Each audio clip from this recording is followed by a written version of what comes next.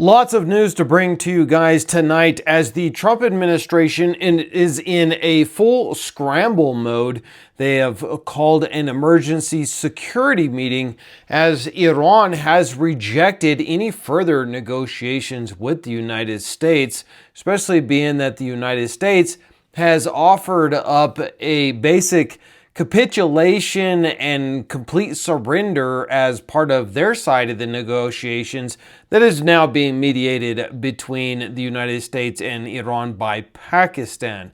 Now, Iran has countered that with saying there will be no end to this war until the United States agrees to, one, pay reparations for all of the damages and the deaths caused by the United States and Israel, and number two, that the United States completely leaves all of its military bases in the Middle East, and number three, signs an agreement that would be binding that states that the United States would not in the future attack Iran again.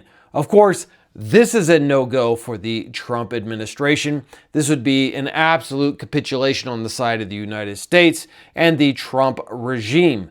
So, we are at a stalemate, a crossroads. We are at the OK Canal, and there are two gunslingers looking each other dead in the eye and seeing who's going to blink first.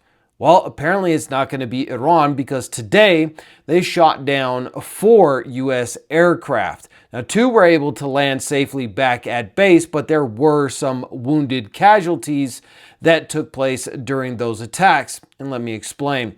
The first one happened when an F-15E Strike Eagle, this is a older version of one of our more advanced airplanes, but it is not stealth, and it was flying in the middle of day, and Iran was able to attack it and bring it down inside Iranian territory, apparently in southern Iran.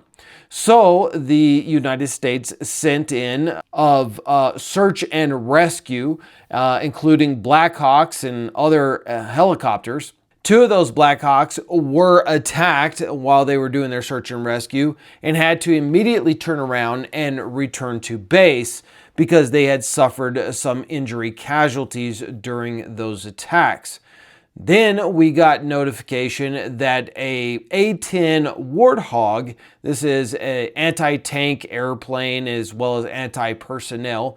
It is a Vietnam era plane that has been updated with modern avionics, etc. And it is basically called the Flying Tank. It was taken down and it crashed apparently in the Strait of Hormuz. The pilot was able to safely eject and was recovered and is fine.